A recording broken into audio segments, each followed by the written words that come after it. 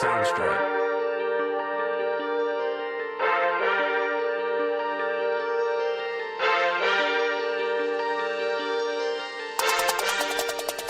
Welcome to South End Supporters, a St. Louis City SC podcast powered by Ready to Live Wellness and coming to you from the Warrior Logo Studios. David Heck alongside Erik Cole and the Monday morning center back Dave Wyckoff. Gents, kicking off the season with a 0-0 tie. It feels like Groundhog Day all over again, but it does also feel very good to be back.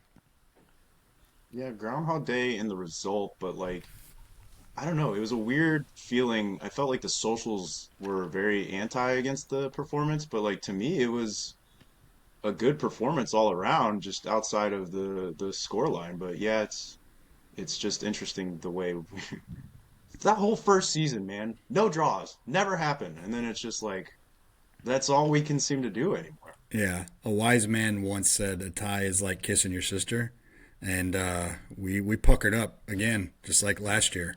So, but I agree with Erik, and we'll get into it more, but this was not to me, this was a very encouraging performance that just happened to end in shared points. It was a lot of shots, right? A lot of shots, a lot of possession. Couldn't find one in the back of the net. Unfortunately, as I was crossing the Musial Bridge, I had Sarah place a wager on City to win at minus 120 that did not come to fruition. Mainly because of an offside call. I got all excited because I thought we had scored, but it gets called back. The music plays, they're celebrating, then all of a sudden it's all for naught. So disappointing to say the least. But yeah, I do think there were things that were at least better than what we had seen in some of the 0-0 draws last week. I thought it was odd that Simon Betcher got the man of the match. I want to talk to you two about this because you understand this game much more than me. When I think of a striker getting man of the match in a 0-0 draw, it seems odd to me. I know a lot of the people on the socials were talking about Kessler, and some of the folks playing defense probably maybe deserved it a little bit more, or at least in their opinion. I'm curious to get both of your perspectives on that, how a striker wins man of the match in a game that doesn't involve a goal. I think sometimes the admin for City, my opinion anyway, it's a lot of same with MLS team of the match week. It's like the flashy stats. You usually see somebody in the offensive end and then Berkey, unless a defender scores that night. To me, yeah, man of the match was Kess. I thought he was phenomenal just with ball distribution. Watching him right in front of us in that South End, he was so up for it that night. I loved it was early on, a ball going out for a corner. He just kind of bodies it off, but right before it goes out, he just gives a little extra shoulder check in there and kind of letting, I think it was Cabral know yeah, I'm gonna be here all night. But just yeah, it was almost like that. What was that one Super Bowl where Tampa Bay was just dominant their defense, and they said they should have gave the whole defense MVP of the Super Bowl. It felt like that man of the match should have been in unison for the defense across the board, because I thought, man, that's where the encouragement comes from. Is a lot of our issues last year were defensive lapses or letdowns, but I just thought the defense all night from kickoff to final whistle was phenomenal. Yeah, it's hard to give it to an offensive player when you don't score a goal, and you really, you had a lot of shots, but as far as primo chances, there were only 3 or 4 of those. I think if I would have given it to any offensive player, it would have been Cello. He created 7 scoring opportunities on his own, according to FootMob, for whatever that's worth. But there are so many people you could have given this to. You could have given it to Kess. You could have given it. You could have given it to Leuven. Leuven had an outstanding game too, even though he played about 70 minutes. You could have given it to Totland. I don't know that there's a wrong answer. Betcher was in the middle of it all, man. He's such an S-house. He's one of those guys, and it's a hockey thing, but he's like the David Perron of City. If he's not on my team, I absolutely hate him, but he has been in the middle of everything since the beginning of the preseason. Even going down to the free kick, standing in front of Stefan so he can't set his wall up. Yeah, dude, that's worth man of them. I've never seen that. I've been playing this game for 35 years, and I've never seen anybody block the goalie's vision to set the wall up. That's man of the match material right there in itself.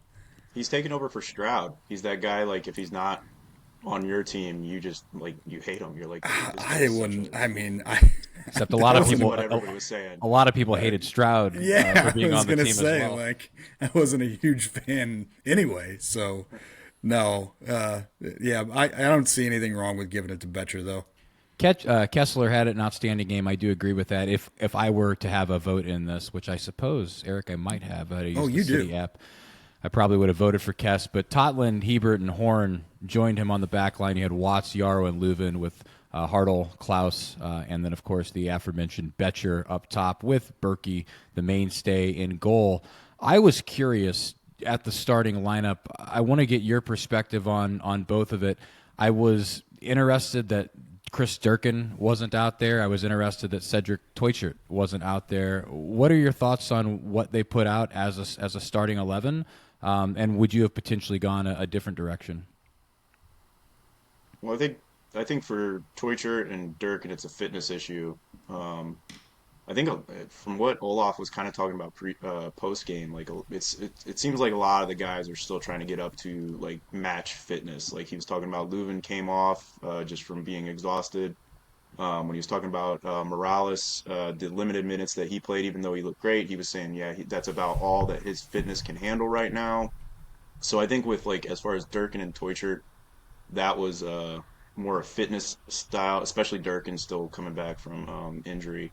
I think my surprise, I guess, going into the night as far as the starting lineup was the Hebert Yarrow connection as far as the backs, because it wasn't really announced that Nielsen picked up another knock in training. So I was just more kind of surprised when I didn't see Nielsen on the starting 11. But I mean, hey, hats off to all of them. Looking at this whole, I thought it was an interesting mix as far as the starting 11s goes, but I can't really think of. It's weird saying that in a 0-0 draw. I can't really think of anybody who played throughout the entire night that had a bad game. I thought everybody from top to bottom was solid. So I mean, hey, he's been paying attention in preseason apparently. So I think Olaf got this one right. Yeah, I think I agree. I think as far as like being like fit, this was about your best 11 you could put out there to start and have a responsible lineup. This got portrayed as a 3-5-2, I think, or a 5-3-2. This is an old school 3-4-3 to me, is what the formation looked like with Cello just maybe playing a little bit behind Klaus and Betcher. I think what this lineup does more than anything is kind of underscore the versatility of this team, because I think if you're at your best and you're at your peak fitness, I think you're better served having like a Wallum in that left mid spot and having Giannis Horn play one of the center backs. And I also think that you're better off in the back with Nielsen or Baumgartel, just because Yarrow and Hebert are solid defenders, but they are not comfortable in distribution of the ball, and you kind of saw that in the balance of the attack. And this goes back to last year. Kyle Hebert is not comfortable distributing the ball down the left side with his left foot. Several times the attack would start that way, and he wouldn't even try to press the issue down the line or even advance, with a progressive pass through Klaus or Cello. It was a lot of pull the ball back and give it to Leuven, which, fair play to him. Leuven's a much better distributor of the ball. But I think that this is not a lineup I don't think you're going to see regularly. I don't think there's enough teeth overall, as far as like being able to distribute the ball. And I think that having to rely on Leuven to drop deep, which he did not quite as far. He dropped deep quite a bit to distribute. But I think as the games go on and teams kind of get a book on this City squad, the center backs are going to be relied on a lot more than they were this Saturday. Yeah, and I think the other thing that I kind of noticed in where we were so strong last year was our attack down the wing. It didn't feel like it came through as much outside of like Tots getting forward occasionally. I don't feel like that's Horn's game, and I think that's why we're seeing more in that center back role. So maybe him filling in was more kind of who knows what Baumgartel's fitness levels are, and that maybe that's why Heaves and Jarl got the start. But I think that's why I'd like to see Wallum in there to just give a little bit more depth down that wing where we get so dangerous. Um, because that was the only part of the game that I kind of noticed that maybe we were lacking a little bit outside, like more down the right. We were good with Tots, and he got himself in some dangerous positions quite a bit. And I also liked where, they touched on it with Olaf in the post-game presser, where he's so smart about looking for those runs that, Leuven did play quite a few over-the-top balls, but they were accurate and they were chosen at the right times. Like it wasn't like we've seen a lot of times where he dropped so far back and received the ball, and just every time he was looking deep. He was much more uh, chosen with the times that he looked for that, and I think that's why it worked with Tots down that wing. So if for me, if any improvement that maybe I'd like to see would be, yeah, dropping Horn back into that central role where I think he's a little bit more comfortable, and then getting Wallum or somebody who's a little bit more comfortable going forward on the ball, out on that left wing. We did see several of the players you mentioned come in as subs later on in the game. Were you overly impressed by what you saw from the folks coming off the bench? Did anybody stand out to you in that regard? Teutschert came in and immediately changed the dynamic of the attack. Like the pace and the directness that he brings was immediate. I'm really kind of disappointed that he was only able to. Could he come in like the 80th minute? Is that about when he came in? Yeah, that's what I was gonna say. Is just the time. Yeah, and I realized that Betcher was playing really well and wreaking havoc. But man, you got to wonder what if. Teutschert brings the element of pace and just direct an attack, and he makes you defend him on the dribble, and he takes attention away from the rest of the defense. He definitely changed the dynamic. I thought Morales looked great. Like, where did Alfredo Morales come from, man? Like, it kind of, when I watched the game again this morning, I kind of had to catch myself. Was that Leuven or was that Morales distributing the ball around? Like, that, I mean, it's always only one game, but having somebody to be able to go to like that in a pinch, or if you need to rest Edu at the end of a game, or picks up a knock, like that gave me a lot of optimism. Wallum, I don't know that he made much of an impact. He did try to take on people down the left side a couple times, which is good. But other than that, yeah, man, Teutschert just, it's going to be really hard for Melberg to come up when he gets everybody healthy and match fit. It's going to be really hard for him to even out playing time. And there were guys that could have come in. We had a couple of comments on Reddit about why didn't we see Celio in those last 10 minutes, in for like a Klaus. There's a lot of options here, man. There really are. Dave, I know you were at Celebration Day at the concert on Saturday night, so you didn't get a chance to be in the stadium. Erik, you were sitting in our seats over in section 149. We had sold ours, Sarah and I moved into the Together Credit Union Club, because we wanted to have access to an indoor facility in case it got a little bit too chilly. So is this a we or is this a you? It's more of a her, but I was on board with it. I'll be honest. I feel like if we put you under oath, I feel like this is more of a you. Well, this reeks of you. Yeah, well, I was on board with it. It's very nice in there, and it was cold, man. Being inside for an hour and a half pregame was enjoyable. But the reason why I say this is because whenever the subs took off towards the southwest corner of the stadium to start getting some warm up in the first half, the pop that Celio got when he walked around was enormous. I don't know, Erik, if you noticed that on your end of the south side, or the south end, I should say, but it was noticeable where I was at on the west side. No, yeah, we heard it over in that corner too. It was kind of one of those like, what's going on over there kind of deal. And then you saw Celio kind of like just you see that smile from wherever you are in the stadium. Right. That's one thing you got to love about Celio, is just the personality that he brings to the team as well. But yeah, I don't know if it was just him looking at the game and just realizing, it's a good problem to have. Like you brought up with Morales, like I kept thinking all throughout the night, what I would love to see is Morales handling just more of that defensive role, and just because he just looked like he just sat back, chilled, and just evenly distributed. I'd love to see him sit back there with Leuven right in front of him. Let Leuven get a little bit more freedom going forward. But then I'm also thinking like, okay, well then where do you put Durkin in? Like, how do you fit him into the system? And then with this system, if you're looking for your wing backs to kind of be the more getting forward, how do you incorporate Celio into the team? He's going to have to go in for one of the strikers. And then if he's going in for one of the strikers, you're leaving out Betch, you're leaving out Teutschert, you're leaving out Ostrak. Like it's a good problem to have, but it's not a problem that I would want to be in Olaf's position right now, where it's a good problem to have when we're going forward into the season and the season gets deep and you need depth or injuries come up, or right now we're still working on fitness and stuff like that. But I was kind of like you, Dave. I was kind of surprised that the subs were maybe later in the game. I know everybody was playing well, but I think at the same time you got to look at like, hey, this is a home opener and we're pretty much taking it to them right now. What could we do with more fresh legs and a little bit of time? Even if it was just 15 minutes.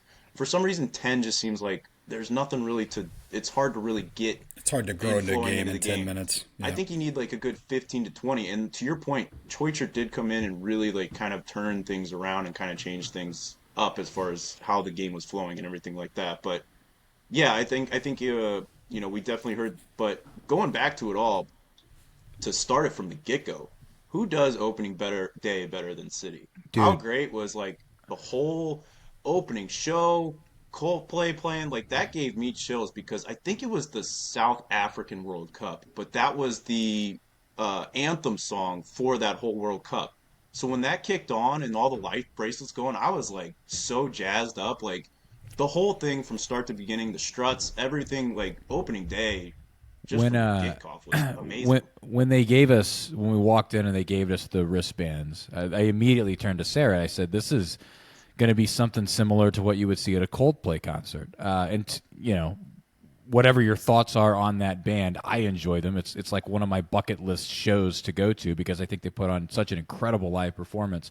And I know they do these flashing color to the beat light up wristbands. And then when I heard the Coldplay song play during that, I was like, wow, this is exactly what this feels like.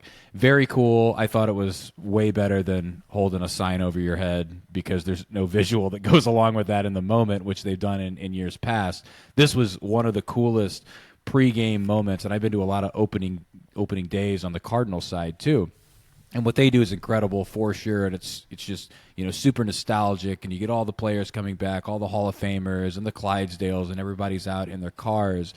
But this was different, very unique, and I loved it. I thought it added so much and brought so much energy to the crowd immediately, and was just super aesthetically pleasing. Yeah, So for sure. Aesthetically, that's a great word to put it. So I take the socials for what they're worth because I don't know that they're worth much anymore. There was a lot of pushback that the crowd, at least that I saw, that the crowd was kind of subdued other than the North End.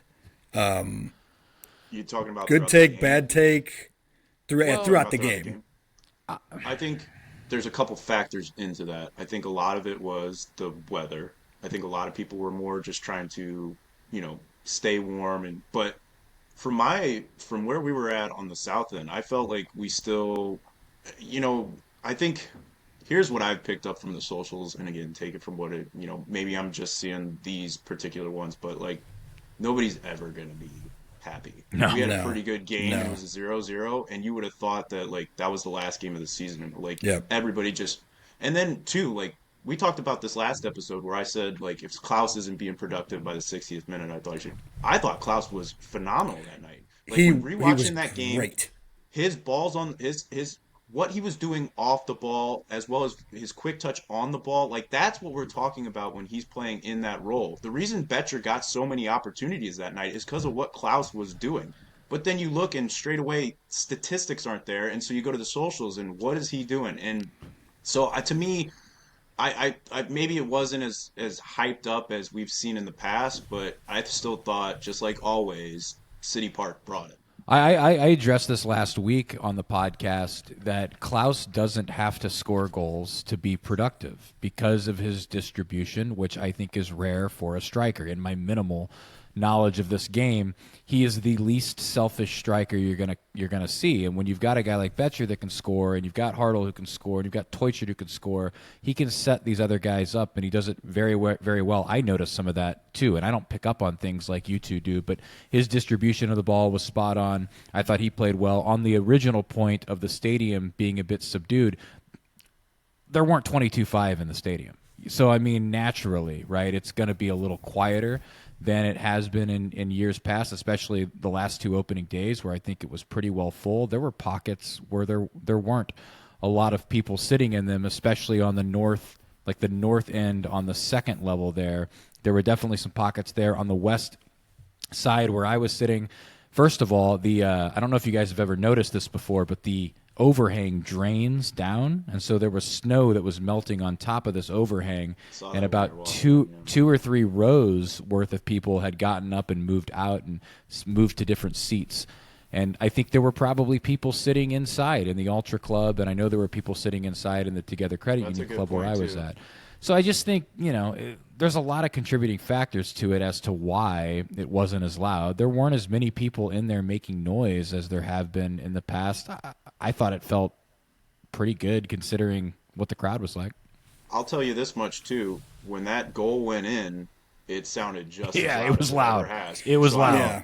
And the other thing you got to contribute to is there's a lot of new people. I don't know how many times I've seen throughout the socials this year is people excited because they finally got that call to be season ticket holders all of a sudden. So you got to also figure, I would say a good chunk of those people in the stadium are new.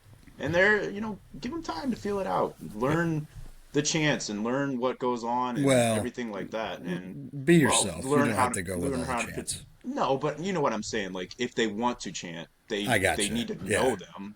We've had it many times where there's been people around us on the South End going, "What are they saying?" And so, like, they don't know that you can look those up. Yeah, like, it's just embrace the experience. Make it your own. What do you think of the tifo? It was botched. I saw a comment in. I think it's in one of our submissions that we got a note on the tifo. So, but the idea of the saga continues and the Star Wars, I thought that was really cool, right? Like, great idea. Shout out to, I think it was the Punks that put this one together. Our buddy Kyle from No Goal Patrol, I think it was Kyle, just No Goal Patrol in general. Yeah, Kyle. Said that. So the reason that it was botched, it was supposed to be rigged and pulled up from the roof. But the snow that we were talking about earlier that was melting made it impossible, so the crew couldn't set up the outriggers. So rather than pulling it up like they have the previous ones, they had to unfurl the whole thing. It caught a snag, unfortunately. But I thought it was great. Like I said, I love the idea in a weekend where there were some strong tifos. I think this one was really good. Yeah, it was cool. Yeah, I think it was cool. I think that the unfortunately, and I felt for those guys because you could see them frantically trying to turn this thing around, on the bottom part. But the big picture of it, it showed well, and it was cool the way that it went from the song with the lights flashing directly into that with the Star Wars theme playing, and it was good. The whole thing was good, I thought. Yeah, I think the only tough part about it was too is they did like the Star Wars intro where they had the like words rolling up on the screen. Yeah. So it was also tough because you're trying to read that, and then in that moment, I didn't even notice that they're unrolling a tifo. So I'm trying, our eyes. I'm trying, of course, not looking up at the screen that's right behind me. I'm trying to look at the one across, and I'm trying to make out what it's saying. And then all of a sudden, I look down and I go, "Oh, there's a tifo." And right when I notice there's a tifo, they're kind of rolling it back down because it's kickoff, and so it's just kind of a whole.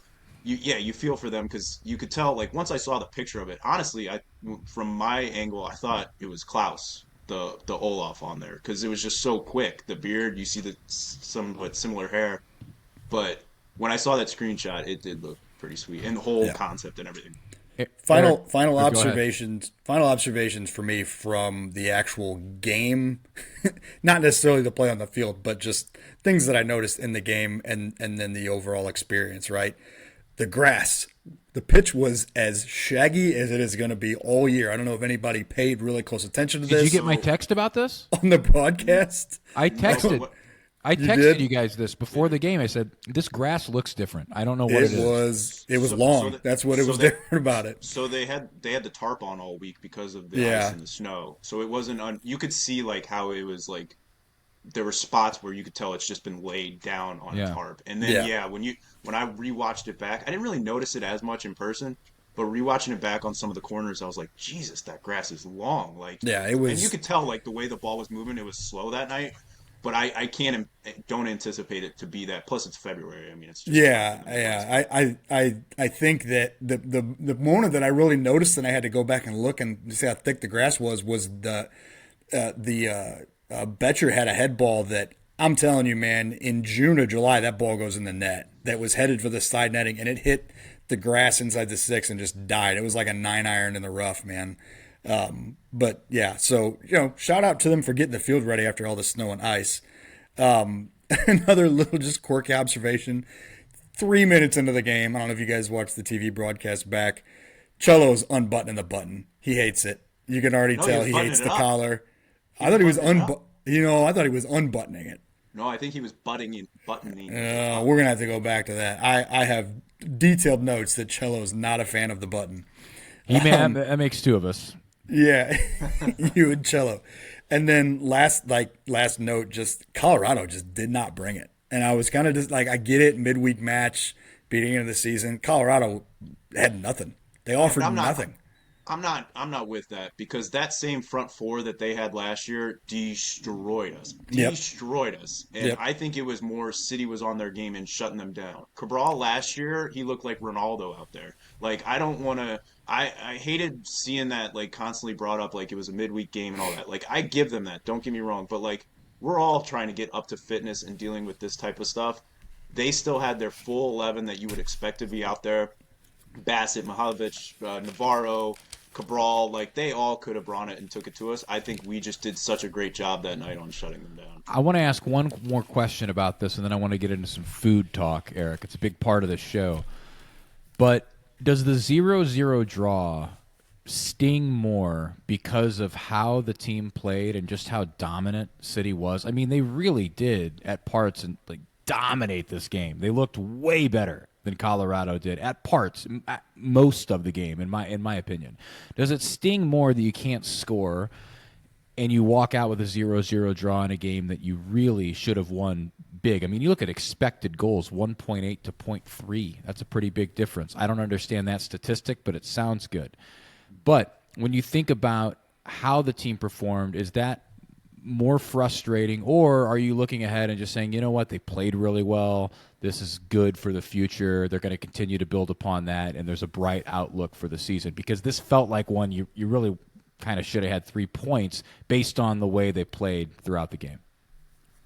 I would say, yeah, I'm more in the second boat, but the reason I can creep into that first option that you said is because of what we experienced last year and just the amount of games that we did feel like we dominated, or we let a game go and then we came away with the draw, and then we feel like it comes back to bite us later in the season. Now, if this continues to happen, we will look back on that and think like, yep, this is something that still needs to be addressed. But I'm looking at it as an optimism that, hey, look, Stefan had a couple great saves on the night, and he was in Played well. Team of the Match week for that reason. So it's not like we weren't close on. I mean, we had a goal called back off offsides. Do I still think we should have put some away in the end? Yeah. Do I still think there's things that need to be improved upon? For sure. But they project Colorado to be a really good team this year, and the fact that we dominated them, I'm going to look at it as more a positive outlet as of right now.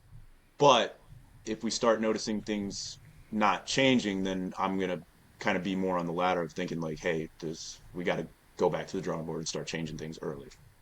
Can't drop points at home. Points are precious. I don't care what the score is. You can't drop points at home. Points are precious. That's my take. No, I agree. Dave, one other thing. You mentioned Alfredo Morales earlier, did come into the game. Another German, lots and lots of them on this team. Are there any Czechs that are a part of this team right now? You know, as of now, there aren't any Czechs, but if they did have a Czech player or a player of Czech descent, I can imagine that they'd want a nice taste of home every once in a while. I think Germans might like it too, Dave. I think they might like it too. Americans like it. I think anybody with taste buds would like it. And Americans that like it. By it, of course, we're talking about St. Louis kolache and Sunset Hills, taking kolaches to the next level. Our buddy Erik over there has created the original chicken enchilada. Seasoned chicken, diced onions, tomatoes, enchilada sauce, chilies, and cheese. Man, you got to get over there and try it. 1530 South Kirkwood Road at the intersection of Kirkwood Road and Watson next to Highway 44. Not only can you get the chicken enchilada kolache, you can get a nice bacon, egg, and cheese or sausage gravy. Or if you're feeling saucy, you could get a little, little dessert kolache. Dave DH has a sweet tooth. Eric's got the sweet tooth. You like your cookies. I do like cookies. I wouldn't mind. I wouldn't mind one of these sweet kolaches. Who doesn't? Dave. But even if you don't want them for yourself, they make great gifts for clients and vendors and family and friends. Anybody that you want to reward with a nice little treat. They can also cater any event like a work gathering or a baby shower, grad party, diaper party, you name it. So come check them out. Sunset Hills, St. Louis Kolache, 1530 South Kirkwood Road, at the intersection of Kirkwood Road and Watson, next to Highway 44. STL Kolache, we make breakfast better. Official sponsor of South End supporters. I love a question for you guys because you're a little more experienced than I am. We've got a kolache answer for you, Eric. Potentially. Do you like? Are you kind of brought it up saucy? Do you dip these at all? Like, or there's sauces that you add to them, or is it like pretty much, or is there sauce inside? Because I know, like, so gravy. with the meatball one, there's marinara sauce on the inside. Obviously, sausage gravy has gravy on the inside. The barbecue, the brisket one has a little bit of barbecue sauce on the inside. That chicken bacon ranch has the ranch, so it's pretty much more. It's inside. You don't really necessarily so as far as dippins and soppins, I think you're kind of on your own there. But I can't imagine it would be a bad thing. I'm going to go out on a limb, and I'm going to take a stance on this, Dave. I don't believe there's a wrong way to eat a kolache. That's my stance. As long as you're stuffing it in your face, I think you're going to enjoy it. Yeah, I agree. Yeah. Kolaches are great. They don't have them, to my knowledge, inside of City Park, Eric, but there's lots and lots of food that exists there. What was on the pre-match menu for you, sir? So I wanted to go new. I wanted to try something different. I actually remember I kept saying I was going to go to Olive and Oak finally and try those the Philly cheesesteak fries. Oh yeah. I didn't go that route. I actually went out and checked out a new spot that's in there. Looks like it replaced Sunday's Best in there, and it's just another chicken scratch. So I went there. Sunday's Best had chicken too, right? Yeah, it's like a like-for-like sub that City put in the stadium there. They had the fried chicken options. They had chicken tenders, which my wife got. The little kid that she is, she got the chicken tenders basically. But like we don't tender shame. When she eats them as often as she chooses. And likes her tendies. She likes her tendies. She likes all I see around this house right now is chicken nuggets and chicken tendies because the kids are into them, and then she follows up with them. But I went with and I've never seen this before, but a rotisserie pulled chicken sandwich. And so Sunday's Best had one similar to that. Did they? Okay. Yeah. I've always seen pulled chicken sandwiches, but I've never seen it advertised as rotisserie pulled chicken sandwich. And so, but the thing that stood out to me, and this is where I think David's going to like this, is at first it caught my eye because I saw honey mustard. And you put honey mustard connecting with chicken, mustard. And I'm right there with it. I don't care what else is on it. But it's a horsey honey mustard. So it's like a horseradish, and I know you're a big horseradish guy. I am. Honey mustard.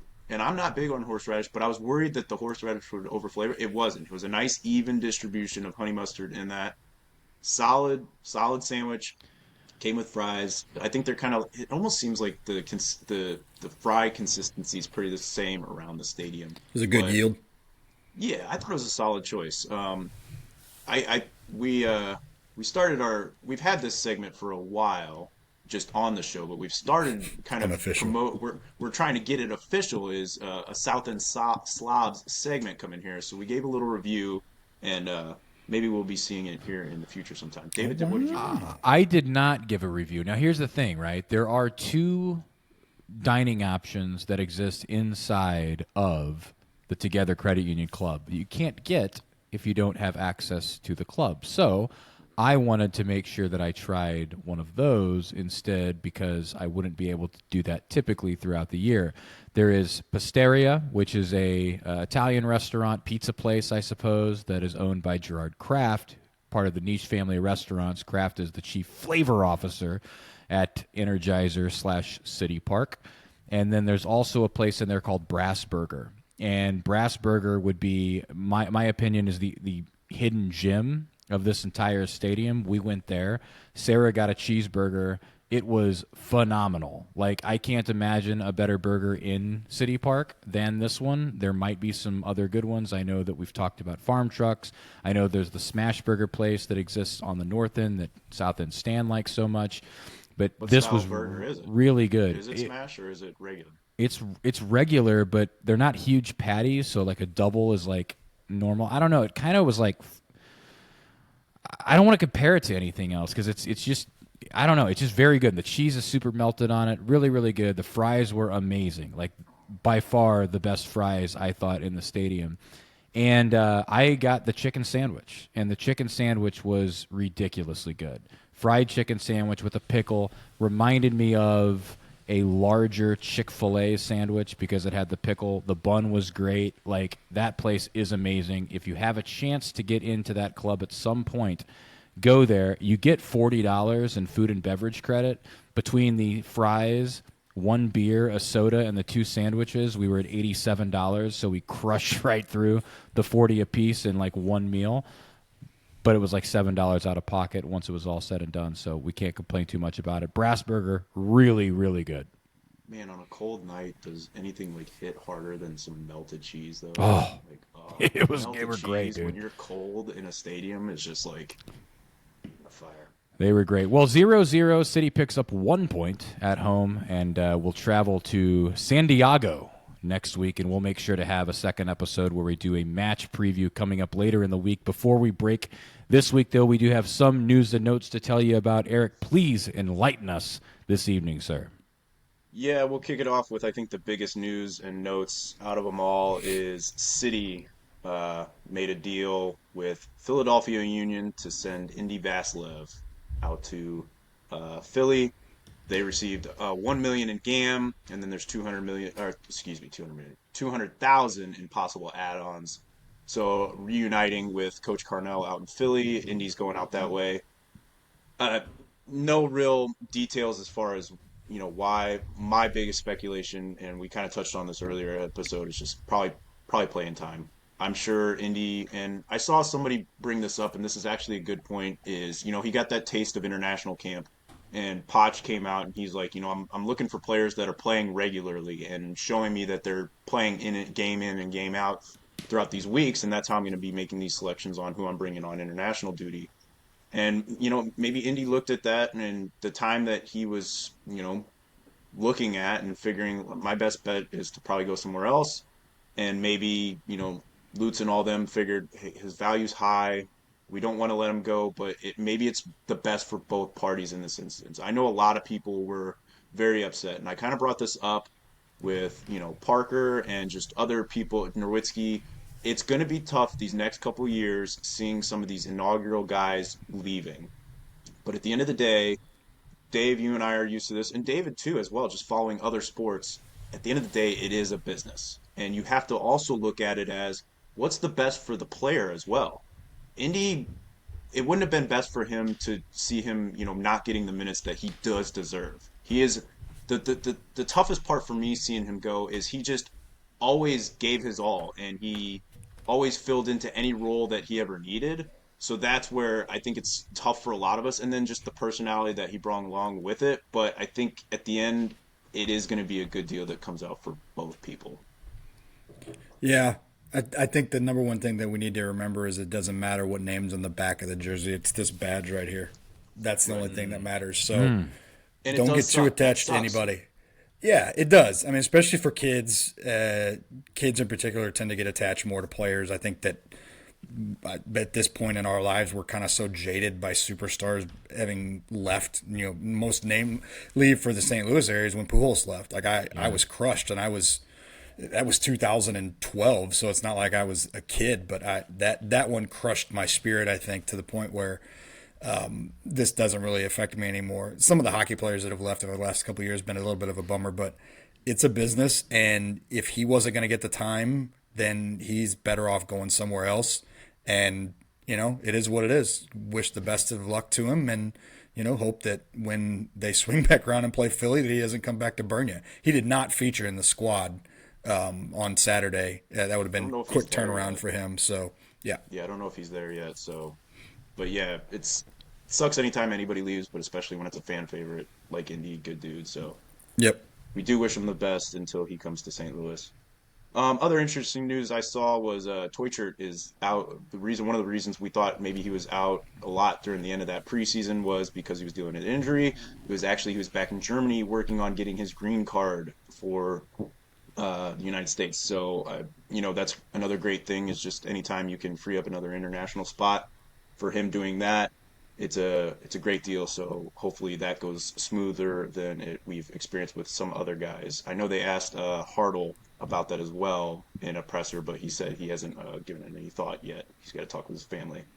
We kind of already touched on this, but we did sign Alfredo Morales. He was that trialist player that we saw throughout preseason that everybody was wondering who he was. He has been officially signed by the team. The contract will run through 2025 with a club option for 2026. And hey, if we keep seeing the stuff like we've been seeing out of him so far, I can't see why not. It's just another great depth option. And the biggest thing that I love about him is just that veteran presence that he brings out there, and which I would like to see him get some minutes coming up against this game against San Diego, because it's going to be a tough game. And just having some sort of veteran calmness in the field, I think is going to be a huge deal. So those are the news and notes I have on my end. Dave, you got any more? I do have a couple. Number one, Seattle Sounders are rolling out something that is absolutely incredible. I think every MLS team should be doing the same exact thing. This is how you grow the game. They're rolling out what they call First Match on Us. It's the new program that offers free home match tickets to fans who've never attended a match as part of Seattle Sounders' commitment to growing the game in the Pacific Northwest. Pay attention, MLS. This is how you do it. This is how you get people to fall in love with the game. When you have a 75,000 seat stadium, it's pretty easy to do that too. It doesn't matter. I don't care if you have 5,000 seats. This is how you do it. And I don't even know how you track this, but this is how you grow the game. You get them in the doors, you blow them away, they fall in love. Yeah, it's a good idea. And it would have been great this weekend because there was more goal scoring action the MLS opening weekend. 46 goals scored. None of them at City Park. None of them that counted anyway. 46 goals scored at MLS opening weekend, the most in the history of the league, a league that's celebrating its 30-year anniversary this year. Wow, that is very cool that Seattle's doing that. And, we talked about it a lot, how to grow the game organically. I think there's a miss with television. I could harp on that all the time, but that's great that Seattle is doing it. One thing I want to address, make sure we talked a lot about fitness levels. We'll see that continue to rise. They have access to great facilities. The soccer players, Erik, you and I do not have access to the same workout facilities that city players have, but we do have a really good option here locally. Tell the people about Ready to Live Wellness. Yeah, if you can't be training at City Park with the rest of the guys, the best place to go is Ready to Live Wellness. Whether you're looking for CrossFit, personal training, any style that you're looking for just to make yourself physically feel better, they've got it tailored towards your goals. And then as well, in a one-stop shop, all in one place, they have body movement specialists, PTs, physical therapists, masseuses. It's all under one roof, so it's a easy place to go. It's Ready to Live Wellness. It's Ready to Live Wellness at 1530 South Kings Highway Boulevard. There's too many 1530 sponsors. It was only a matter of time. My goodness, 1530 South Kings Highway Boulevard in St. Louis. That's where you can go get swole like Erik Cole there at Ready to Live Wellness. And Dave, of course, I want to talk to you about the fine people over at Warrior Logo in Muscuda, Illinois. Yeah, man. Chris and the gang over at 12th East Main Street, Warrior Logo, where they are the official swag. So that's what the official swag sponsor. That's a lot of S's, a lot of alliteration of the South End supporters. Warrior Logo wear will meet all your individual and team sportswear needs, from t-shirts, hats, and hoodies to those team uniforms and promo swag. They're a veteran-owned business. They bring that same dedication and discipline and attention to detail from their service time to every single project. Get your custom apparel quickly without sacrificing quality. They meet tight deadlines with ease. Their prints stay vibrant, durable, because they use the top-notch materials and the best technology around. Bringing your brand to life online has never been easier than with Warrior Logo Wear. Get a hold of them, launch your custom web store, let them handle everything from setup to shipping. These custom web stores include a fully customizable online store with your products featuring your logo or a logo they help you design. No minimum on orders. Perfect for any size event or company. Free store setup, no hidden costs. They will ship the products directly to your customers or employees. Warrior Logo Wear, 12 East Main Street, Muscoda, Illinois. Check them out on Instagram at Warrior Logo Wear, all lowercase, at Warrior Logo Wear on Twitter, or at warriorlogowear.com. Official sponsor of South End Supporters, the Warrior Logo Studio. The South End swag at Warrior Logo Studios. That's right. In every episode, I have a Muscoda Indian Warrior Logo hat on. I wear it all the time, as like half my closet, to be honest with you, is Warrior Logo gear with purple branding for Muscoda at this point. Got that perp. That's exactly right. The Felix's Pizza Pub South End submissions will be coming up later on this week. Erik, where can people send those submissions to, sir? Yeah, send in all your submissions. We look forward to them every week. On Instagram, we're South End Supporters. Our Twitter is _SES_podcast STL, as well as our Reddit is _SES_podcast STL. And then make sure you're also following us on our Facebook page to keep up with all things South End Supporters. Another episode in the books. Want to say thanks again, of course, one more time to all those sponsors, our title sponsors, Ready to Live Wellness and Warrior Logo, and of course, St. Louis Kolache for bringing in what has been the best, I think the best addition to this podcast so far, and I'm so stoked to get an opportunity to drive around and have kolaches in the car, and we're coming up with a name for that segment, but be on the lookout for it. I am super, super excited to eat some of those with you fine gentlemen. For the Monday Morning Centerback Dave Wyckoff, for Erik Cole, my name is David Heck. You've been listening to South End Supporters. We'll see you next week, and until then, let's go City.